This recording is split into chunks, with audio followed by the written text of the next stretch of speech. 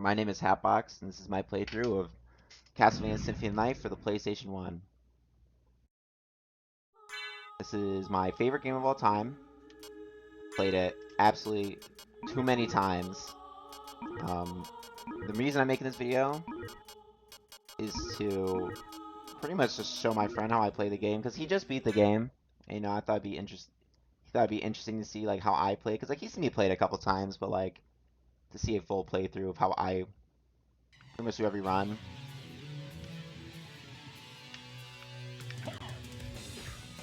Well, I'm not gonna try any fancy with Richter. Richter's inputs have always been very weird to me. Oh my lord.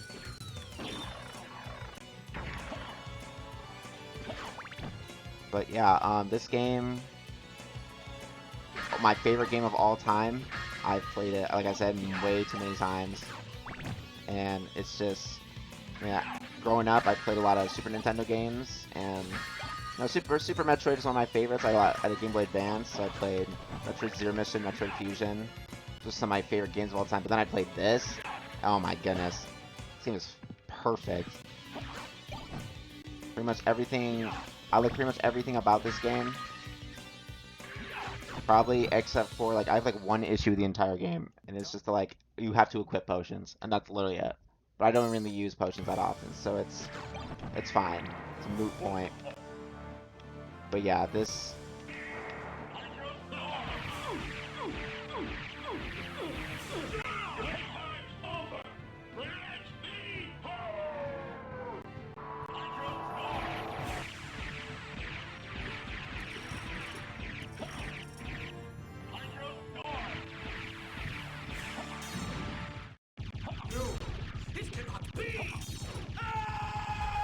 I mean, yeah, that shit was easy. I don't know if this is gonna be a bunch of short videos like a let's play, or if this is gonna be like one long video. But it's pretty much just a very long video. It's just the whole playthrough is just to pretty much impart all the knowledge I know about this game. Most of the things I know about this game are from like watching Dragon Blitz's streams. You know, shout out to him. His videos are fantastic.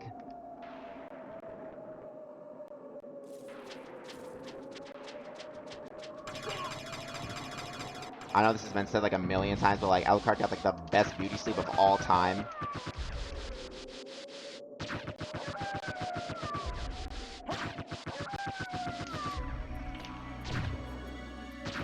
But yeah, Alucard, I mean, there's not much to explain right now.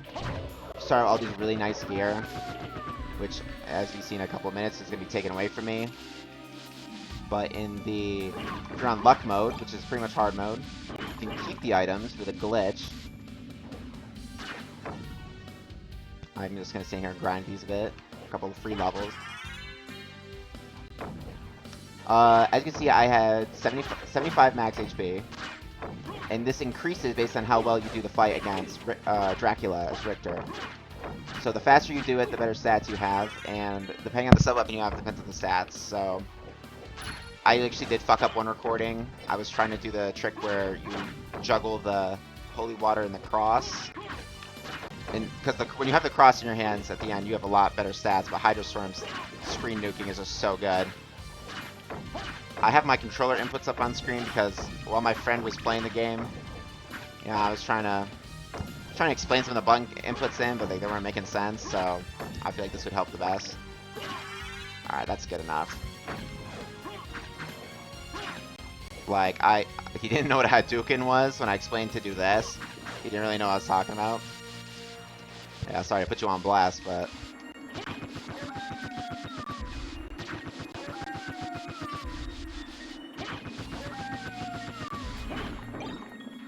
Also, this is in case he plays the game again, because then he'll know where all the secrets are and such. But... What? Yeah. I always find some of the items that Alucard starts out with very strange. Like, obviously he gets, like, the Alucard armor, the Alucard shield, Alucard sword. But, like, he also has the, he also has the Dragon Helm, which is one of the best items in the game. I love the Dragon Helm. And he has the Necklace of J, which gives 5 defense. I've never understood why he gets the Necklace of J. Never made sense to me. So we're stripped of all of our gear, but that does not mean we're weak in the slightest. Alucard's Bare Fist is one of the strongest weapons, like, ever. Because if you get close enough, you can, like, multi-hit like, really quickly. You can also do this cool-looking dive kick attack like this. Now, the only way I've ever gotten that to consistently work is pressing X and A in the air. I am used to playing this game with an Xbox controller, but mine broke and got stick drift when I was playing Devil May Cry. So, yeah, I'm using this PS4 controller here. It's a little weird, but yeah, I'll keep the fist. Those enemies are always going to be there. They will never come back. Kubuzo lets items drop. Like, this other guy drops the Red Rust, which the Red Rust is quite literally the worst item in the entire... Probably the worst item in the entire game. I mean, the Tearfing is pretty bad, but at level 99, the Tearfing can be good. It can jam, it's just not good. Don't know why it's in the game.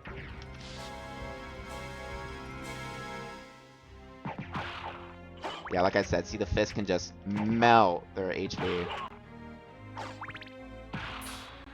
Yeah, so cool.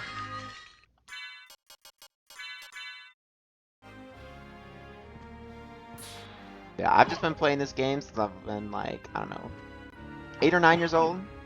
I don't know how young. I mean, the first time I played it, the game was actually really hard.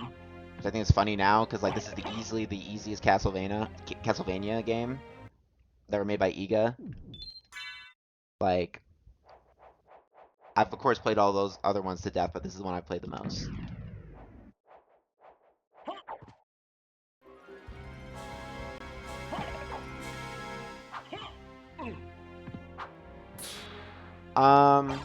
I think I will also bring up anything from the Japanese exclusive Saturn version of the game, because there's a lot of exclusive content there, which I find very cool. I have played that with the Medusa hack on it to fix the frame rate, because the frame rate in the game is terrible. It's horribly optimized. So like, I feel like it was 100. It's 100% worth your time to play. Good luck setting up. I had to buy a Saturn controller just to get it to work. But the quality of life in that game is actually insane. Yeah, so, you know, shout out to them for making literally the best patch ever for that.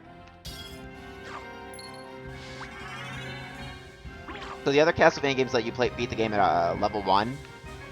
I have done that for Portrait of Ruin. I'm almost done with Order of Ecclesias, but I did get a patch to make this level 1, and it was actually surprisingly easy. Because I feel like this game is less about the stats and more about just the armor you have on. I like banned certain items, like I banned the Shield Rod, banned the Crusagram. I probably will get the Crusagram for this run, but...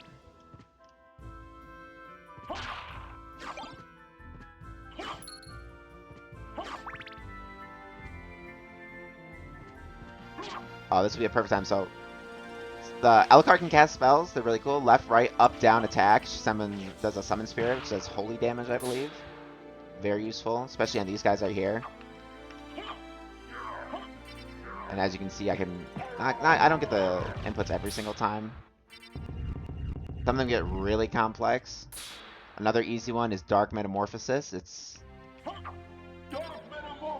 makes it so every time an enemy that bleeds, you hit him with a sharp weapon, you regain some health, because, you know, Alucard's a vampire. I mean, he's actually a Dhampir, because his mom's is a human.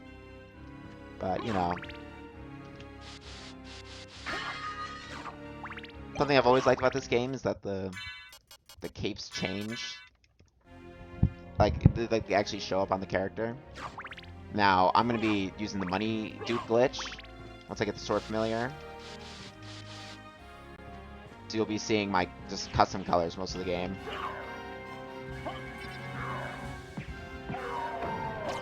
No, Alucard's spells are really nice. He has iframes while he uses them.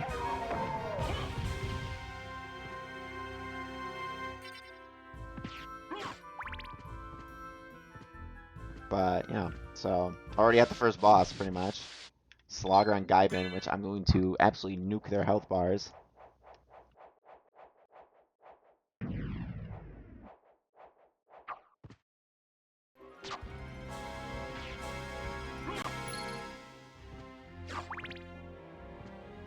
I must say, the music in this game is just absolutely 10 out of 10.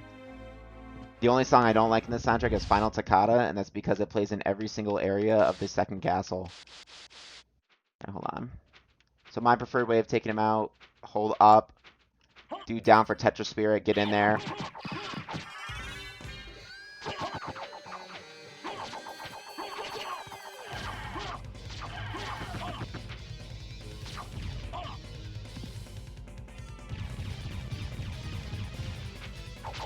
Yeah, this boss is really easy.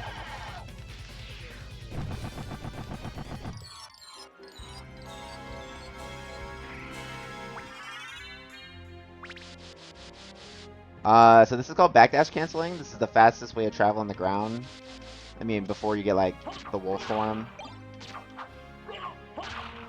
Oh my god, the double short sword dropped. Not that it matters, but, like, wow.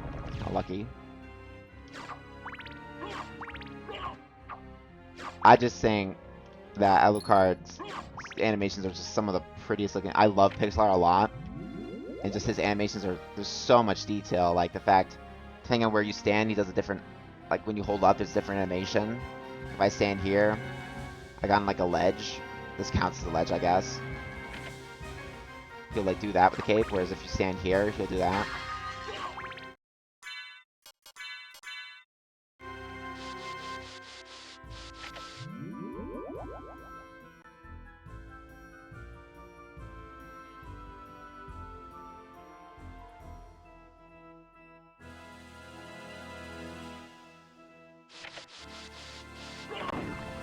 So this is the Basilard. It attacks very, very quickly. But it's really close range. But I really like it because it just can combo a lot of enemies to death. Yeah, I'll just take this back up.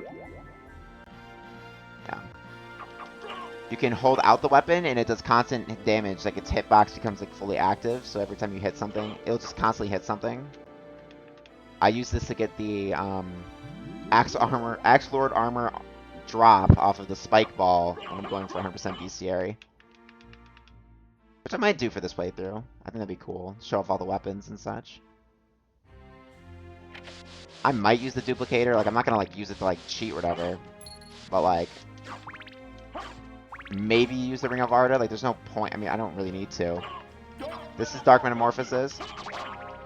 Notice how he bleeds, so he heals me. A lot of odd things in this game, though. I will say that. Like, the fact you need to collect a power-up just to see or a relic just to see how much damage you're dealing to an enemy.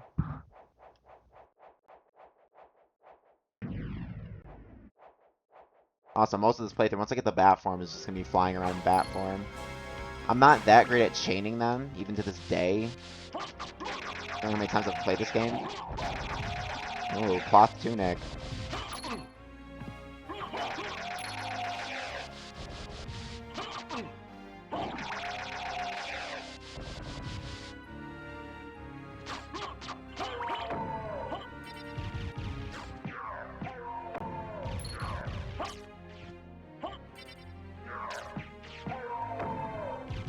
Alucard has a ton of spells you can use. I mean, they're really kind of useless late game. Except for Soul Steal, which I love. I don't know if I have enough MP. Oh man, Vibhuti, my beloved. So terrible. I think they're supposed to be Holy Ashes. No, I don't really know. There's a lot of weird sub-weapons only in this game. Like, Vibhuti is just worse Holy Water. Makes me question why it's in the game. Oh man. The Holy Water. It's so broken. Like, well, besides the fact I missed. This is so much damage. And it doesn't even use that many hearts either.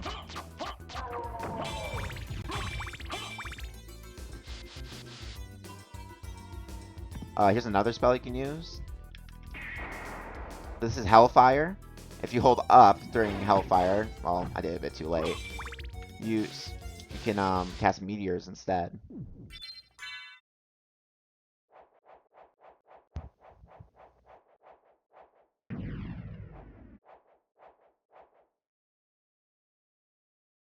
So what I mean by that is, also you can move while you do it, which is really helpful.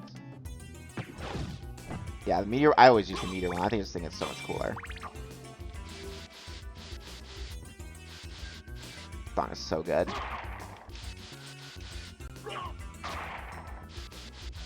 I think the way to balance this game's difficulty would be to maybe not double like all the values, but like when I did a hard mode patch for it, which was included in the Saturn version, and it was really fun because like I actually had to like play the game. So I was trying to do the thing to hold it out, but it wasn't working. Okay, Spirit Orb lets us see how much damage we do. I'll come back later. Get the map there. Ooh, a smart potion. I don't ever use consumables in this game unless it's like a health potion.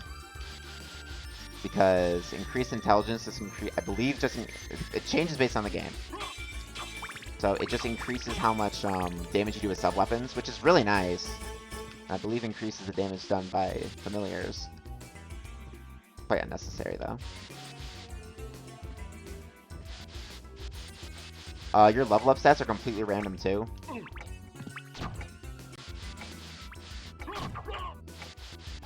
And life max ups don't even heal for that much, or give you that much. I think they only give like 5 or 10 on the character you play. So this is Maria.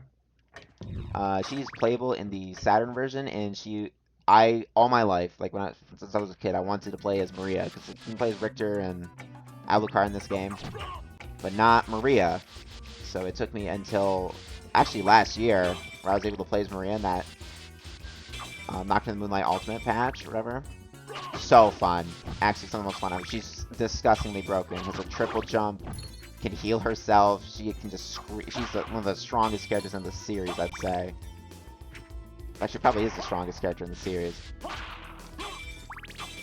Absolutely busted. It's so much fun, though. Ooh, I do not want the stopwatch. Stopwatch stops time. And that's about it. Bible is like a shield. Kind of cool, but... See, I really wish I could use the other sub-weapons in this game, but there's no point when you have the Holy Water. Oh yeah, if you back forward attack with this weapon, it acts like a sword. I think it's kind of cool. There's just a lot of neat details in this game, which I really appreciate. Like, including this this big eyeball in the background. You'll see him through the window. It kind of like follows you around. It's so cool. And like the parallax scrolling in the background is just beautiful.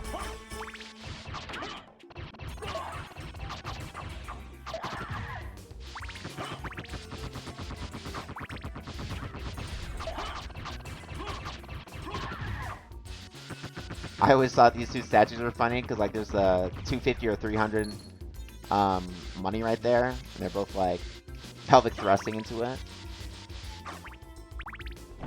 Alright, so have you been sick and tired of this goddamn plant bothering you? So there's a trick I learned.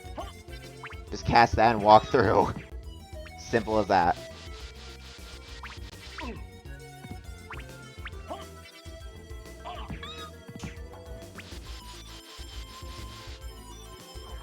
And boom, we're already done.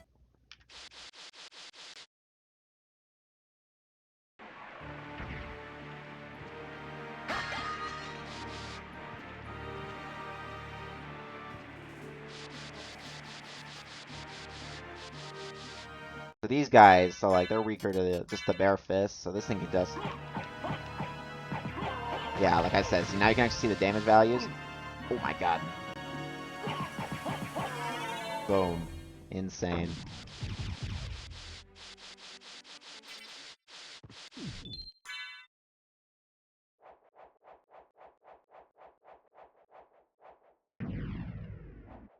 Thing I am wondering though, when's the new Bloodstained game coming out? I've been waiting. I've been waiting. Like Bloodstained Ritual of the Night is one of the very few like true day one purchases I've ever done. I can just wait until it goes on sale. But no, that game cannot wait.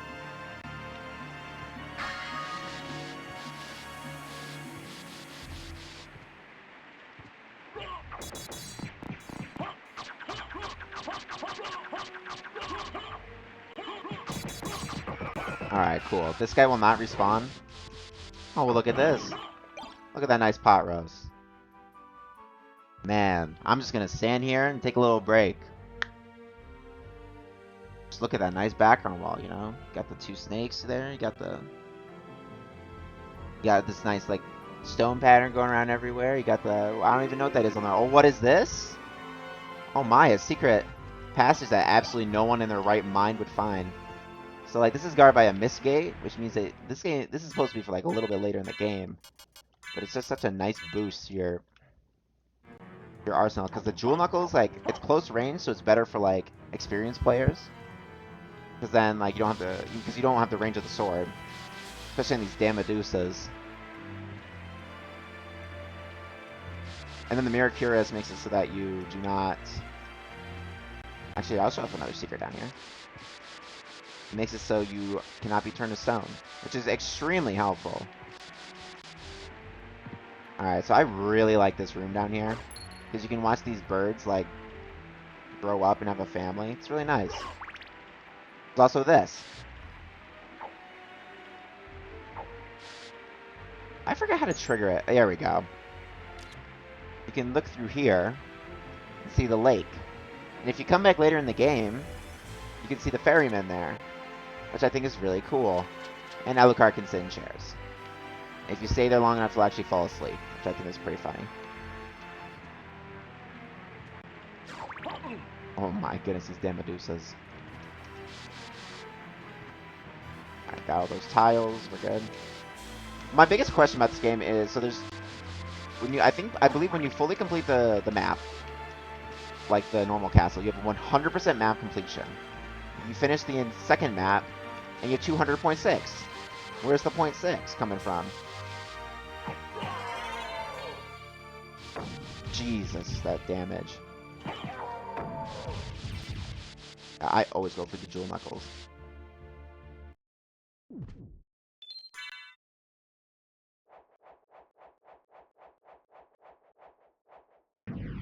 I'm not going to do that much. I mean, I might do some sequence breaking. Like, I don't sequence break too often in this game. Like, I've actually never done a run where you go Coliseum first as soon as you get the wolf. Probably try that out next time I play. Oh boy, fight against that doppelganger. During the practice playthrough I did before this to unlock a Nukem Plus file, I absolutely destroyed him with a Jewel Knuckle. It was actually the fastest I've ever been in my life. Oh!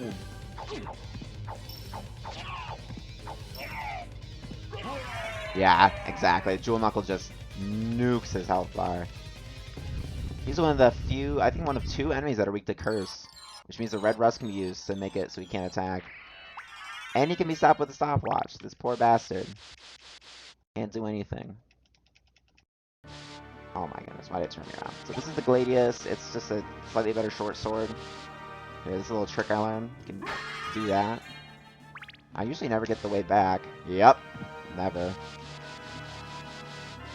I was using Coyote time to hop off the air pretty much.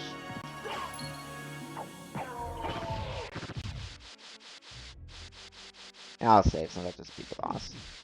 Not that I'm not really at any risk of dying. The only time I'm at risk of dying is when I'm trying to speed through the Echo room for the Spike Breaker. But that sword will come in handy because I do not like using the Jewel Knuckles in the chapel. When I was younger, I needed my dad to help me with the chapel because I was like I said, 9 and really young. Like, I almost quit the game because of how quote-unquote hard it was. But I mean, obviously now it's no problem now. I don't like the elevator first.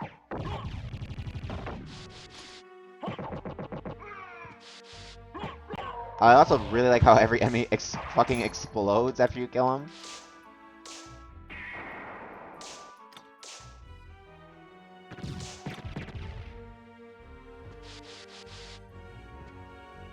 Oh, what is this? Teleporter room. I've been Richter mode probably 2 times in my life, I think. It's fine. It's just that I had the same issue with Maxim mode. Like, you're not leveling up, so it's just not as fun. Every one of these teleporter rooms has a different symbol on it, which I will go over my ways to remember all of them. But I have a system to remember them. So, for instance, the entrance has a horse, and in the Saturn version, Maria pulls up on a horse. So I just remember that. The outer wall is a scorpion tail. So I just try to remember, like, I don't know. Oh, I just noticed it's a full scorpion. The head and the claws are right there. Like this, the tail just looks like the shape of the map. It's just a straight vertical line. I don't know. That's just my way of remembering it. I'll go over the other ones when I get to them.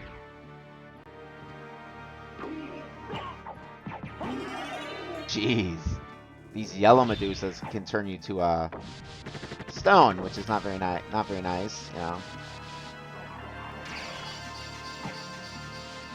You do not like yellow Medusas, but we have the Mirror Kirasan, so they will be no issue anyway.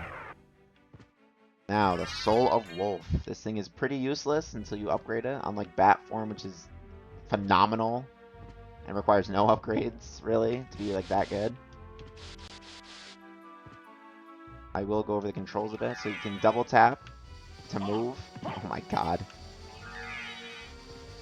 You can press, you know, the attack button to bark, which is a small hitbox. His speed isn't that great, and he's not invincible when he's running, though, so I don't know, what's the point, really? We'll see him get more use later.